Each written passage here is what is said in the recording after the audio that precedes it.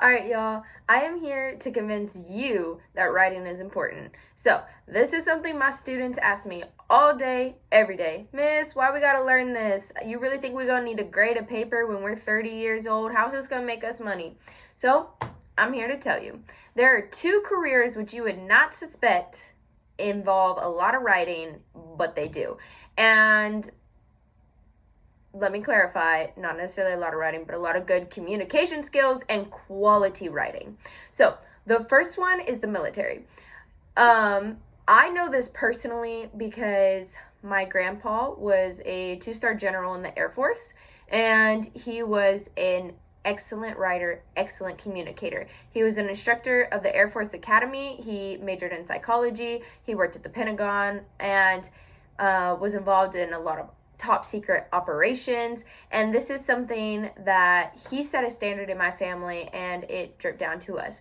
This was not something that he necessarily just pursued for the sake of writing, but it was required within his career. If you wanted to be a high-level general, a high-level instructor in the military, then you had to be able to communicate effectively. You had to be able to analyze people, to know how to work people, to know how to command people, to be a leader. And not only that, but to be able to write detailed mission reports. This was a very big deal for him, and for everyone in the military, it's one of the things that he taught. Another military man who confirms this, I guess you'd say, is Jocko Willink. And Jocko Willink, he's, to me, I believe one of the strongest voices in this generation, in this time period. But he's a Navy SEAL. He instructed Navy SEALs, and when he was a young man, he went into the military, and then the military said, hey, to get promoted, to get past a certain point, you need to go to college and get a degree, but you can pick whatever degree you get. He decided to get an English degree.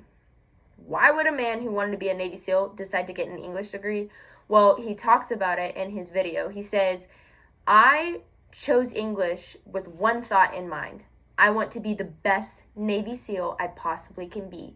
And in order to do that, I'm going to have to write detailed mission reports to my commanding officers. I'm going to have to be able to strategize and convince them to trust me by the way that I communicate.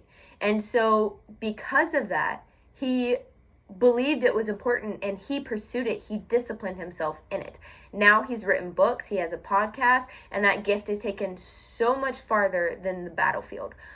The second career I want to talk about, which you would not suspect requires good English, good speaking, but it does, is construction.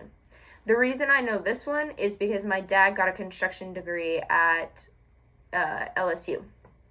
And while he was there, he was required to get a B in English. The reason for this